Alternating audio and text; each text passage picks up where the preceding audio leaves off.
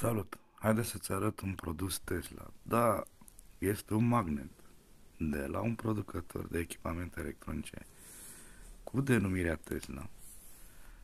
Este o companie mult mai veche decât Tesla americană, pe care o știm toți că fabrică acele mașini electrice.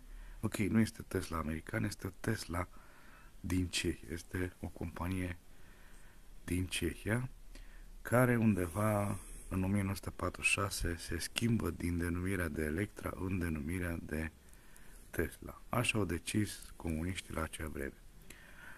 Să vedem ce avem aici. Avem un magnet de difuzor pe 4 ohmi, 1,5 W. Destul de puternic. Are vreo 30-40 de ani vechime. Încă are destulă putere. Mulțumesc frumos, dați un like, un subscribe și ne vedem pe data viitoare.